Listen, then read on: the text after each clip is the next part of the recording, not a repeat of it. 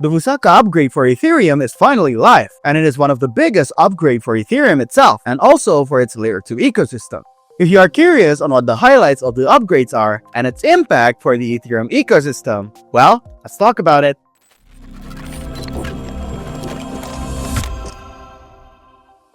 Hey guys, welcome back to the Republic Labs YouTube channel. In this video, we will talk about the Fusaka upgrade and its significance for the Ethereum ecosystem as well as the Layer 2 ecosystem.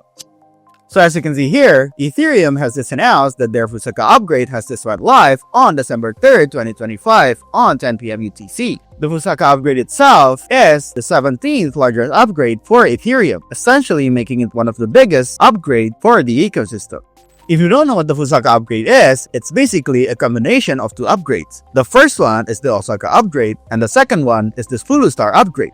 Ethereum has been doing this for quite a while now, combining two upgrades into one name. The last one before this is the Dencun upgrade, which is a combination of Cancun and Deneb. The combination of two names was created because Ethereum currently has two layers. The two layers came about after the merge, which is one of the most significant upgrades for Ethereum. The two layers are the execution layer and the consensus layer. So essentially, the Fulustar upgrade is for the consensus layer of Ethereum, and the Osaka upgrade is for the execution layer of Ethereum. The execution layer is where data are processed and smart contracts are executed, and the consensus layer is where data and smart contracts are validated and stored. So essentially, the upgrade improves on both, and the highlights are amazing because they focus not only on the Ethereum ecosystem itself, but also the Layer 2 ecosystem. For the Layer 2 ecosystem, the highlights are around blobs. If you don't know what blobs are, it's basically containers that is used to transfer data from L2s to Ethereum. This is because there's a connection where L2s helps the scalability aspect for Ethereum, essentially executing transaction and then storing the data on Ethereum. So after the data are executed and processed on the Layer 2 ecosystem, it is transferred to Ethereum to be validated again and stored. These blobs are used to move those data, which is why blobs are important. So there are 3 points to the blobs upgrade and the Fusaka upgrade. The first one is the implementation of pure dust, which essentially increases the scalability of the movement of the data, which essentially means more scalability for Ethereum. This is because now, with the pure dust implementation, nodes on the Ethereum ecosystem will only need to validate an eighth of the data on blobs, because previously they need to validate all the data on the blobs. This means that the blockchain will become 8 times more scalable, essentially making nodes more efficient in cost and processing time. Aside from that, there is now an implementation of a blob parameter-only forks mechanism. Essentially now, L2s can increase their blob needs in regards to Ethereum. So essentially, they can do this without having any major upgrades or forks, which is why it is similar to a more customizable ecosystem for Layer 2s, essentially transferring more data into the Ethereum ecosystem, making Ethereum more useful. The last one is the implementation of Ethereum Improvement Proposal 7918, which essentially stabilizes the fees for L2s in regards to congestion in Ethereum, making the overall fees more cheaper and more stable. For the L1 ecosystem itself, which is Ethereum, there are 4 points to highlight. The first one is efficiency in terms of storing historical data in the Ethereum blockchain. Now, nodes are only required to store data after the merge. This means that nodes are not required to store Genesis data of Ethereum, which makes the data storage more efficient and more cost-effective. This means running nodes are now more cheaper and more efficient, essentially limiting the burden on the nodes, which makes the Ethereum blockchain more scalable. After the upgrade, there is a gas limit cap for each transaction, limiting the possibilities of a transaction taking over a whole block. However, with this gas limit cap, there's also an increase in gas in the overall blockchain, making the blockchain able to process more transactions and more data.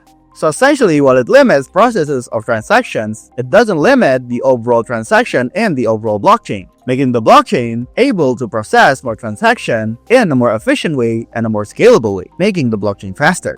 The last one is an improvement of users' experience, as there's an implementation of R1 curve, which essentially lets users connect in a more traditional way. Now, users don't need seed phrases to connect to the blockchain, where essentially onboarding and authentication can be done similar to the Web2 ways. This will increase adoption and increase more users on board, which is why this is essential for the Ethereum ecosystem to gain more adoption and more volume. So overall, the upgrade takes care of the overall ecosystem of the layer 2s and Ethereum itself, which makes it one of the most significant upgrades for Ethereum itself. One of the impressive things that needs to be highlighted is that during the upgrade, there is no downtime. So in the last 17 upgrades until now, there is no downtime for Ethereum, which is a huge accomplishment. Because as the engineer said, this is similar to fixing an airplane while it's in the air, essentially upgrading the blockchain while it's running.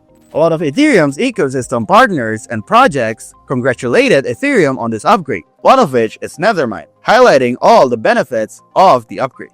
Now regarding the price itself, a lot of people are asking, would the Fusaka upgrade increase the price of ETH? Now, a lot of traders and analysts on Twitter already highlighted this. Most of them stated that during the previous upgrade, which is the Pectra upgrade, Ethereum experienced a significant uptrend of around 58%. So currently, a lot of people are expecting the same trend to happen. Looking at the current price movement, as you can see here, Ethereum is currently surging, since in the last 2 days, the candlesticks are green and price is going up.